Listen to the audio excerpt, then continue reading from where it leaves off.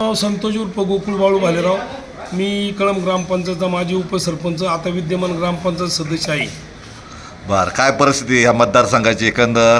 या मतदारसंघात राष्ट्रवादी काँग्रेस पक्षाचे जिल्हा परिषद आणि पंचायत समिती दोन्ही उमेदवार प्रचंड मतांनी निवडून येणार याबद्दल तीळ मात्र शंका नाही. तुम्ही कार्यकर्ते म्हणून बोलता, एक त्रयस्थ ग्रामस्थ म्हणून काय वास्तव मत आहे? साहेब, कार्यकर्ता होण्याचीच भूमिका अशी आहे. मी साहेबांच्या जवळचा माणूस आहे.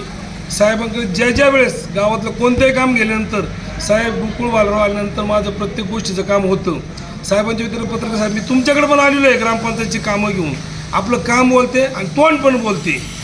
त्यामुळे सांगतो का आमच्या पक्षाचा जे पंचायत समिती जिल्हा परिषदचे उमेदवार हे 100% विजय होणार आणि जास्तीत जास्त मतांनी विजय होणार. बरं, आता हे काय विरोधकांनी काहीतरी वेगळ्या पद्धतीने युती करून घेरण्याचा प्रयत्न चालवला, काय मत आहे याबाबत? साहेब, ही दळबद्री युती आहे माझ्या म्हणण्यानुसार. कोणती? आणि हे दळबद्री युती आहे आणि वळसे पाटलांना डॉमिनेट करायचा प्रयत्न आहे यांचा, ते त्यांच्याच्याने काही शक्य होणार नाही. कारण वळसे पाटलांचे माझ्यासारखे आंबेगाव तालुक्यात कमीत कमी 1000 कार्यकर्ते या गोष्टीला बदला घेतल्याशिवाय राहणार नाही. तुम्हाला सांगतो 10 पंचायत समिती आणि 5 जिल्हा परिषद निवडून येणार आणि त्या काय काठ ठरवणार नाही. तुम्हाला सांगतो 1000+ प्रत्येक सीट निवडून येणार आहे. हा शब्द लिहून ठेवा किंवा ऐकणाऱ्यांनी पण ऐकणार. आणि कोणी जर चुकीची बाईट केली या गोष्टीला तर गोकुळ बाळराव सांगितलं नाही म्हणशा. पण तुम्ही थोडक्यात दमबाजीची भाषा करतात का? दमबाजीचं काय हो साहेब, काम करतोय. ऐका, तुमच्याकडे पण मी आलेले ग्रामपंचायतचं 72 नंबर सर्वे नंबर 198 पैसे गुंतलेत. साधारणतः 10 वर्षापासून ते पैसे गुंतलेले. गोकुळ बाळराव दिवस रात घरदार सोडून पुण्याला जा कलेक्टर ऑफिसला. तुमच्याकडे पण वैयक्तिक आलेलो आहे मी. का साहेब, पत्रकार साहेब, तुम्ही फोन करा, तुमचे परिचय येते वा अधिकारी आलतो का नव्हतं आलो? नाही, आले. तुम्ही सांगा, हे जर मी रोज घरदार सोडून ती गोष्ट करतोय आणि मग मला तळतळ येणार नाही? मला वाईट वाटणार नाही का? समजा आम्ही कामं करतोय आणि तुम्ही फक्त विरोधात काहीतरी बोलायचं. अहो, कळंबमध्ये एक खडा दाखवा. मी उपसरपंच झाल्यानंतर, कमळी जातो उपसरपंच झाल्यानंतर आमच्या काळात कमीत कमी साहेबांना 3 ते 4 कोटी दिलेत गावात. एवढे मोठे रस्ते, एवढे पार रस्ते ठेवले नाही, काय ठेवले नाही. शाळा म्हणलो का कॉन्क्रीट सगळे रस्ते टाकाटाक झालेले आहेत. मग तुम्ही सांगा, साहेबांनी जर पैसे रागाय केले तर मग काय मतदानाला कशाला आहे? मग विरोधक कोणत्या मुद्द्यावर सामोरे जातात? विरोधकांचं काय नाही, फक्त माझा राग आहे ना. काही लोकांना 10-20 जणांना, काहींचा तुमचा राग आहे, ती एकत्र येतात. त्यांचं शेरवंशी 300 मतदान होतं, ते 300 मताचे नेते व्हायच्या तयारीत आहे विरोधक. बाकी काही विषय नाही यांच्याकडे. व्ह्यू नाही, काय नाही, पण मदत नाही काढीची. बघा, नाही मदत नाही किंवा हे नाही. मग तुम्हाला राष्ट्रवादी कार्यकर्त्याला पळावं का लागतं निवडणुका आल्यावर? निवडणूक पळावं लागतं ना साहेब. काय होतं, हे विरोधक 4-2 एकत्र येतात, आले का इश्यू करतात कोणतं. आणि मागच्या निवडणुकीचा थोडा विषय आहे का, मागच्या निवडणुकीवर जातात. मागची निवडणूक ही वेगळी होती. मागची निवडणूक ही वळसे पाटील विरुद्ध वळसे पाटील होती. ती काही देवदत्त निकमृत दिलीप वळसे पाटील निवडणूक नव्हती. एक वळसे पाटील मंत्रालयात होते, एक वळसे पाटील इथं ग्रामीण भागात होते. त्यामुळे ती निवडणूक वळसे पाटील विरुद्ध वळसे पाटीलच झालेली आहे. देवदत्त निकम का आमच्या गावातले 200 कार्यकर्त्यांचे नंबर होते. साहेबांकडे जीव ताण काढणारी लोक 10-5 होती का ज्यांचं साहेबांची क्लोज रिलेशन आहे. समजा मी आहे, कमलेश आहे, शशिकांत साहेब आहे, अशा लोकांचं साहेबांच्यामध्ये रमेश आहे, प्रमोश आहेत. बाकी कोणता विषय येतो? मग त्यामुळं ती याच्यावर झाली निवडणूक थोडी. वळसे पाटलांचा सर्वसामान्य नागरिकांशी संपर्क येत नाही किंवा तुम्ही जे पुढारी आहेत लोकांना तिथपर्यंत जाऊन देत नाही असा आरोप आहे, काय मत आहे? असा हा साहेब चुकीचा विषय. साहेब एवढं भारी माणूस आहे ना, काय आता फक्त लोक काय करतात माहिती आहे का? आता लोक एखाद्या गोष्टीला काय म्हणतात, त्या बागुलबुवा केलेलं आहे का बुवा साहेब असे साहेब तसे. अहो, साहेबांच्या जवळ गेलो. आता तुम्ही तर काय वळसे, तुम्हाला माहिती आहे साहेब कसे ते, आणि मला माहिती आहे साहेबांच्या जवळ गेल्यानंतर अहो माणूस परत भेटायला जायची इच्छा नाही राहते. कुठं मी मुंबईला गेलो आहे, मी इथं आपल्या शिवगिरीला गेलो आहे, साहेबांच्या घरी गेलो आहे मल्हारला. वातावरण किती भारी असते. तुम्ही बघा, एक माणूस बिगर नाश्ता देतो का, गरीब जाऊ नाही तर श्रीमंत जाऊ, प्रत्येक माणसाला भेदभाव करत नाही का कधी? कधीच भेदभाव नाही. मग हे काय विरोधक काय म्हणतात? ऐका ना, मी कुठं नाही श्रीमंत आहे, मी गरीबच माणूस आहे साहेब. मला जर समजा चांगली वागणूक, चांगलं सगळं काही वजनात कार्यक्रम मिळतोय, फक्त ऐका वागणूक कोणाला मिळते? तुम्ही जर आणली गेली काय काम चुकीचं काम करत असेल, वळसे पाटील तिथं तुम्हाला मदत करणार नाही बरं का, जायचं पण नाही मग. आणि मग जर तुम्ही अपेक्षा धरली का मला 7-12 कोरा करून पाहिजे कर्ज घ्यायला, वळसे पाटलांनी सांगितलं होतं का? असं चालत नाही. जे काय आहे ते आहे, त्याच्यावर निवडणुकी होणारी. आणि जिल्हा परिषदचं काय तुलसीताईचं? जिल्हा परिषद आमच्या या गटापर्यंत 3-3.5 हजाराचं लीड घेऊन जाणार का? मग आता मागच्या वेळेसही महिला राज होतं, आत्ताही महिला राज आलंय. मग तुमच्या असं पुरुषांवर अन्याय वाटत नाही का आरक्षणामुळं? काय होतं साहेब, आरक्षण होतं पहिलं 20 वर्षापर्यंत रेग्युलर आरक्षण होतं. 20 नंतर आरक्षण लोकांना असं वाटत नव्हतं बदल होईल. तुमच्या माझ्यासाठी शासनाने डायरेक्ट निर्णय घेतला, फ्रेश आरक्षण केलं म्हणून हे आरक्षण आलं. नाही तर महिलांचं आरक्षण येऊच शकत नव्हतं. तर मागच्या वेळी ते होतं म्हणून आता ते जर रेग्युलर आरक्षण जर असतं ते आलं नसतं ना. बरं, आता स्वर्गीय वसंतराव बाजीराव तुमच्या गावचं नेतृत्व होतं, त्यांची उणीव भासती का तुम्हाला? अहो आपल्याकडे कोणी उभा असते तुम्हाला सांगतो ही जी कामं तुमच्याकडे यायची गरज काय लागली ती वसंतराव जर असते तुम्हाला. कसं होतं त्यांचं वजन होतं अधिकाऱ्यांचं व त्यांची बोलण्याची पद्धत, काम करण्याची पद्धत, कलेक्टरला स्वतः म्हणले तर फोन करायचे, पण देवेंद्र फडणवीसला सुद्धा फोन करायची ताकद होती त्यांच्यात. एवढं ताकदीचा माणूस नाही ना गावात कोणी का बुवा डायरेक्ट आमची ताकद कुठपर्यंत गावातल्या मोठ्यात मोठ्या पुढारीची वळसे पाटलांबरोबर समजा शिवसेना आमच्या गावात मोठे पुढारी जातात ते कुठपर्यंत फोन करणार, ते वळसे पाटलांबरोबर फोन करणार. आमचं तिथं एंड झालं गावातल्या कोणत्या पण माणसाचा. तसं वसंतराव हे उच्च लेवलचं माणूस होतं, ते पार आता मुख्यमंत्री देवेंद्र फडणवीस, एकनाथ शिंदे यांना सुद्धा फोन करू शकत होतं. ते लोक ओळखीत होते ना त्यांना त्या पट्टीत, त्यामुळं गावची कामं पटापट व्हायची. वळसे पाटलांचं वजन होतं. आता आम्हाला काय होतं लाईनीला लागायला लागत तर समजा थोडक्यात. तर आमच्यासारखे 1000 आहेत. वसंतराव होते ना, त्यांचा नंबरच पाहिला ना, त्यामुळे ते गेले सांगितलं हा रस्ता लगेच या काय म्हणतात. तसं आम्ही गेलो अस्मिता भाऊ पाहिजे साहेब 2 द्या, साहेब म्हणले 1 ते 1 द्या बुवा. असं वसंतराव 2 म्हणले तर 2च मिळायची. राष्ट्रवादी पक्ष हा पैशावाल्याचा पक्ष आहे आणि ठराविक पुढारी चालवतात असा काही आरोप थेट होतो, काय मत आहे? कोण म्हणलं पैशावाल्याचं पक्षी? अहो इथं सगळी गोरगरीब आहेत. गोरगरीबाने आमच्या गावात 521 मतांनी लीड दिली साहेबांना विधानसभेला. मग सगळं काय श्रीमंत लोकांचं आहे? आणि तसं मानलं चाललं लोकांनी श्रीमंत केलं ना साहेबांनी पाणी ह्या त्या ज्या कॅनॉलच्या सगळ्या गोष्टी केल्या नसत्या लोक श्रीमंत झाली असते का? आज आमच्या गावात प्रत्येकाकडे मोटरसायकल 4 व्हीलर का आली हो? लोकांची परिस्थिती सुधारली ना, लोक श्रीमंत झालेतच ना. त्यामुळे श्रीमंताचं पक्ष म्हणले तरी चालते, पण ते श्रीमंत करण्यासाठी वळसे पाटलांचं योगदान आहे ना. कारखाना झालं, शरद बँक झालं का बुवा. आज माझी शरद बँकेत 10 लाखाची CC आहे, मग मी काय लाभार्थी नाही, मी त्याचं व्याज भरतोय ना समजा वेळेला लागल्यानंतर. शरद बँकेत केली काय, PDC बँकेत केली काय, पुढे तरी CC आहेतच ना प्रत्येकाची. वैयक्तिक कामाला प्राधान्य देत नाहीत वळसे पाटील असं लोकांचं मत आहे. सार्वजनिक कामं किती आणा, मग वैयक्तिक कामं सुद्धा झाली पाहिजे ना. साहेब आता एवढं पोटतिडकीने बोलतोय म्हणजे माझं काय वैयक्तिक काम झालं नाही का? मी साधारणतः वयाची 22 वर्ष कबड्डी खेळण्यात घालवली. किती? 22 वर्ष. वयाच्या 16व्या वर्षापासून 42-44 वर्षामध्ये कबड्डी खेळतो. गावातली पोरं, गावातली खेळाडू घडले पाहिजे यासाठी. मग तुम्ही सांगा त्याच साहेबांनी, वसंतरावांनी, माझी मिसेस आहे का तिचं बुवा एखाद्या ठिकाणी कामाची गरज होती, तिला ज्या गोष्टी मदत होती त्या मदतून माझ्या कुटुंबाला आर्थिक सहाय्य दिलं ना नोकरीचा विषय होऊन. मग तुम्ही सांगा माझ्यासारख्याचं कुटुंब. तुम्ही सुद्धा एक लाभार्थी आहे असं म्हटलं तरी चालेल. लाभार्थीचा काय संबंध? अहो मंडळीने अभ्यास केला, 5 झाली, फक्त सिस्टीमला असते ती. आता हे बाबा आमची शिक्षण साहेबाची मंडळी क्लास 2 झाली. समजा उद्या पोस्टचा विषय असतो, मला प्रयत्न केला बरं वाटतं ना.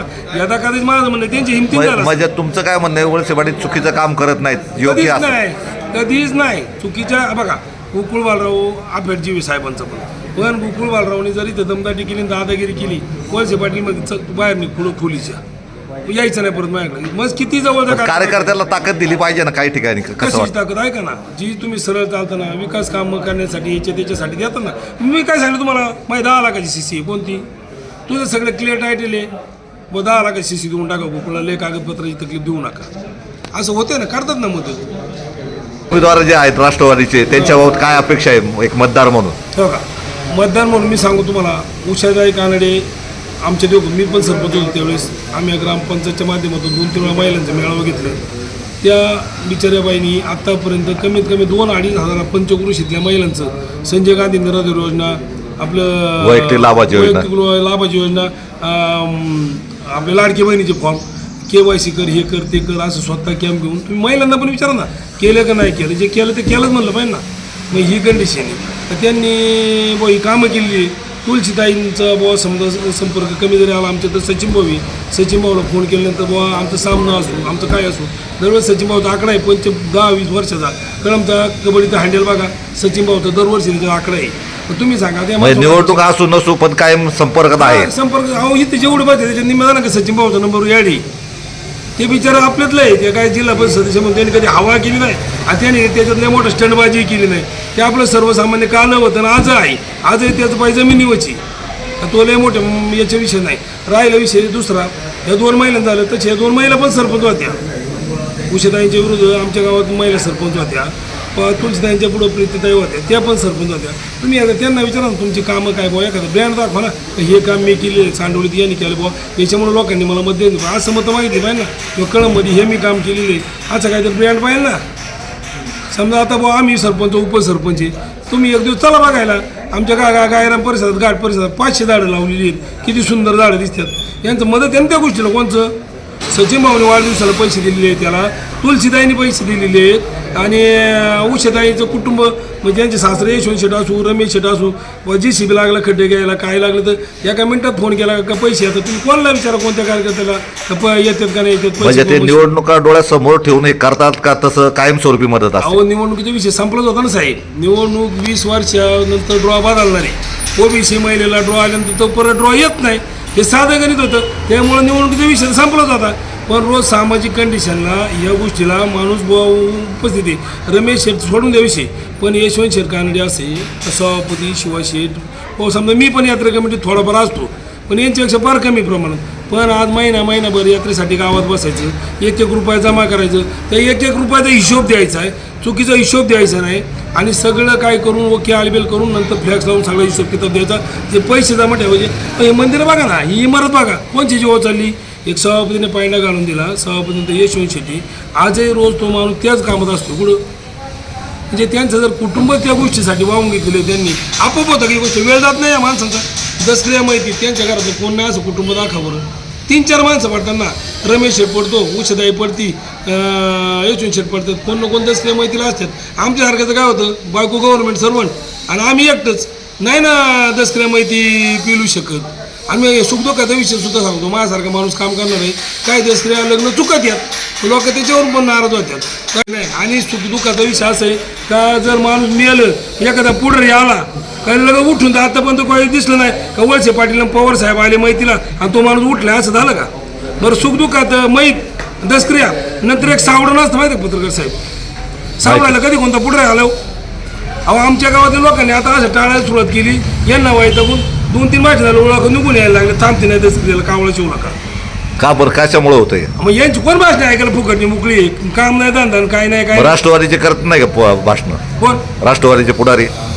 आता राष्ट्रवादीचे काम सोडतील का भाषण करायचे ना. मग लोकांना जे अभिप्रेत केलं पाहिजे. लोकांना विकास कामाला महत्व नाही. लोकांना वाटतं ऐका ना, हे फक्त अविरोधकांनी किल्ला बनावे. कोण म्हणतं माझ्याकडे आता पण सकाळी 4 लोक येऊन गेलात काही सरपंच काम एवढं काम करा म्हणून. आता तुम्ही बसा इथं, मी तुला आता फोन करतो. लय मोठमोठे कामं किरकोळ लोकांचे कामं तीच सोडवायच्यात ना. आपण लोक काय म्हणतात बा आमच्या सुखदुःखाला आलं ना, कारण हे जे निधी आणतात ही शासनाची योजना आहे. हे काय वैयक्तिक खिशातून देता का तुम्ही? ऐका ना, जुन्नर तालुका आहे, खेड तालुका आहे, आंबेगाव तालुका आहे. आता प्रत्येकाने कमीत कमी डोळं उघडं ठेवून पाहिलं पाहिजे ना. आंबेगाव तालुक्यात किती रस्त्याची कामं होतात, जुन्नर तालुक्यात किती, खेड तालुक्यात किती, हे पाहता येत नाही का लोकांना. डोळे पट्टी बांधलेली आहे का. तिकडं आमदारी इकडं आमदारी. साहेब आता प्लेन आमदारी. किती रुपयाचे निधी आणले साहेबांनी आतापर्यंत. हे इंजिनिअरिंग कॉलेज दिसत नाही, कारखाना दिसत नाही, आपोआप झाला का तो. त्याला काही स्ट्रगल गेला नाही, वेळ गेलाच नाही. एखादी मिटिंग असं गृहीत धरा, उद्या माझ्या घरात दुःखाचा प्रसंग घडला आणि समजा साहेबांनी एखादी मिटिंग नाही येत आलं, मग मी काय नाराज व्हायचं का. अहो ह्या नाराजीने लय लोक नाराज आहे अशा कंडिशनने. कोणती साहेब नाही आले माझ्या पोराच्या लग्नाला, साहेब नाही आले आमच्या अंत्यविधीला, मग साहेबांनी ते काम धंदा सोडायचं. मी म्हणतो नाही माझ्या कार्यक्रमाला चालेल, माझ्या गावात 2 रस्ते जास्त गेले ना तरी मी खुशी. मग हे सगळे का असं होत नाही? तुम्ही कार्यकर्ते हा संदेश लोकांपर्यंत पोहोचवत नाही का? नेमकं काय होतं साहेब, हे बोलणाऱ्याच्या कडे खपते न बोलणाऱ्याचं गहू खपते नाही. आम्हाला काय बोलायची जास्त सवय नाही. आता हे तुमचं काय होतं दुसरी पडती म्हणून एवढं बोलत आहे तुमच्या पुढं. नाही पण विरोधक तुम्हाला भारी बसतात ना, काम न करता ते. त्यांचा अंदाज तो आहे ना, गहू जिकत बसायचे, कुरड्या आणायचं गहू, करड्या आणायचं गहू म्हणून विकून टाकायचं. आता करड्याला जास्त बाजार आहे म्हणा, पण गहू म्हणून विकत येत ते. सकाळी आलं का यांची सिस्टम काय होतं का 2 रुपये असतो. 2 रुपये माहिती आहे 2 रुपये कधी येतो, सुगी संपली का आपली, म्हणजे दाणं व्हायला लागलं पुरी कळी असायची तेव्हा 2 रुपये यायचं. यांची हीच कंडिशन. निवडणूक लागली तर ही आली गावात बुवा.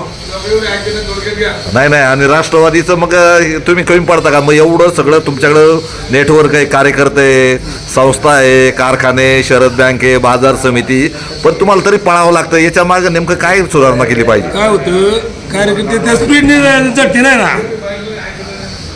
मग आता बुवा अशा पद्धतीने बुवा त्या कार्यकर्त्यांनी त्या पट्टीत ना, त्या पट्टीत कार्यकर्त्यांनी बुवा जर मन लावून काम केलं काय नाही होणार. अहो एक समजा सर्वसामान्य आमची युनिटी टीम आहे समजा आमची जी गावात राष्ट्रवादीची, अहो ती जटली मग 521 मत दिलंच ना आम्ही. असे तर प्रत्येक गावात जर कार्यकर्ते जटले मन लावून तर काय नाही होऊ शकत. म्हणून ना अहो प्रत्येकाने कुटुंब जरी सांभाळलं प्रत्येकाने तरी राष्ट्रवादीची एवढी ताकद आहे. परंतु होत नाही. नुसतं सारखं निवडणूक आल्या का प्रत्येक वेळी संघर्ष सुरू राहतो. याच्यामुळे काहीतरी बोध घेतला पाहिजे. नाही 100% बोध घातला पाहिजे प्रत्येक कार्यकर्त्यांनी आणि हा विषय झाला पाहिजे. हो का, जे घ्यायचं नाही का जनतेच्या पण ध्यानात आलेले साहेब. काम कोण जनता काही करतंय? एवढे काम कोण करते कोणतं पुढच्या तर खाडा पण नाही एक डांबर तर आमचीच गोष्टी. आपलं खडी टाकतं खाडा नाही पडला तर बाकीच्या गोष्टीचा काय संबंध येतोय. नाव तुमचं? उत्तम देवराम उत्तम देवराम भालेराव. बालेराव. इथले ग्रामस्थ आहे का कळमचे? सगळे ग्रामस्थ आहे, पदाधिकारी सगळं. बरं, काय परिस्थिती गावचं काय ठरलंय तुमचं?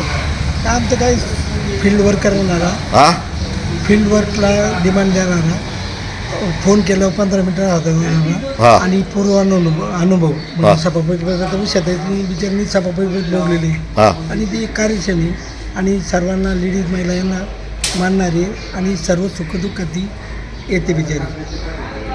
त्यामुळं मग त्यांना म्हणजे सगळा प्रतिसाद मिळतोय मतदारसंघात. हो, आपलं तर आहे पण लोकांचं आहे, प्रश्नच नाही.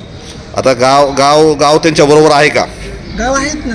आता त्यांचे सासरे व गावकार बरे आहेत. आम्ही सगळे दोस्त मंडळी म्हणजे फील्डवर काम करतो आणि अनुभव आहे ना त्या बाबतीत आधी 100% सक्षम. म्हणजे तुम्ही पदाधिकारी म्हणून नका बोलू, तुम्ही वास्तव सांगा मी काय. पदाधिकारी नाही, पत्रकार म्हणून तुम्ही मला उलट बोलू हा. नका. मी सक्षम वोटर हा. आहे, सक्षम वोटर आहे. हा. मला ती आहे. मी तुम्ही 288 आमदार बोलायला का तुम्ही एक नाव विचारणार पण मी 288 आमदार 10 मिनिटात नाव सांगतो. इतका माझा अभ्यास आहे. अभ्यास आहे. बरं, मग आता मला सांगा ना, आता राज्यात विरोधी पक्षात कशी परिस्थिती आहे आणि तालुक्यात काय परिस्थिती आहे? तालुक्यात आता हे चालतात ना, इकडे तिकडे चालतात लोक. मोठाली करतात तर बारकाल्या लोकांनी केलं काय फरक पडतो. आणि ही इलेक्शन कशी आहे स्थानिक पातळीवर कोण काम करणार आहे, कोण आपल्या जवळ येणार आहे, कोण करणार आहे. आणि त्याच्यात सर्वात मला शेवटचा तुम्ही प्रश्न विचारा सांगतो. दिलीप पाटील हे असं व्यक्तिमत्व आहे का त्यांनी सगळे कार्यकर्ते सगळ्या संस्था ताब्यात ठेवून कार्यकर्त्याची रिंग सर्व्हिस केली. गावात तालुक्यात संस्था 15 75 नंबर गावं 70 प्रत्येक गावाला मत देऊन प्रत्येक समाज त्यांनी मोठा केला आणि थोडं कामही केलं. नाही असं नाही. आता तुम्हाला इंजिनिअरिंग कॉलेज आमच्या पोराला पुण्याला इथं आमचे पोरं जातात ना. हां नाही हां बोला. म्हणजे मला काय म्हणायचे ज्या पक्षात किंवा ज्या कुठल्याही पक्षाला मी कुठल्या जास्त समजा कामाला मत आहे. मग लोक म्हणतात बुवा समजा वळसे पाटलांनी योजना आणल्या शासकीय, तर त्या शासनाच्या योजना आहे यांनी काय केलं असं लोकांचं म्हणणं आहे. काय मत आहे तुमचं? आपण लोकनेता कोण आहे? लोकनेता कोण आहे? दिलीप पाटील. दिलीप पाटील आहे म्हणून विषादाला किंमत विषादाला दिलीप पाटलाला सर्वसाधारण काम करणारे कार्यकर्ते मिळतात म्हणून दिलीप पाटलाला किंमत. हे तर खरं का नाही? आणि दिलीप पाटील काम करून बाकीचे कार्यकर्त्यांनी केलं तर मग आमच्यासारखे गावकरी वरणार आम्ही काय प्रत्येक वेळेला दिलीप पाटला करायला तू कशाला आहे? तुझ्या मार्फत आम्ही कामं करून येणार. तो कशी करायची ते तुम्ही बघायची ना. हां म्हणजे एकंदर तुमचं काय म्हणणं आहे, म्हणजे नेतृत्व चांगलं असेल तर कार्यकर्ते चांगले करतात आणि घडवतात. कार्यकर्त्याला करावं लागतं नाही त्याला काय लागतं. आता पहा, ही जिल्हा परिषद पंचायत समिती निवडणूक आहे आणि आपले ह्या गावचं वैभव किंवा माजी सभापती वसंतराव भालेराव यांची उणीव जाणवती का? लई वेळा मला 2 मिनटात तुझ्याकडे फोटो पाहिलं का मला पण डोळ्याला असं येते. मी त्याचा कट्टर कार्यकर्ता. म्हणजे बा आणि योगायोगाने ह्या गावाला 3 वेळा सभापती पद मिळाले. एक वसंतराव भालेराव, एक महादेव चिवाजी भालेराव आणि उषाताई कानडे.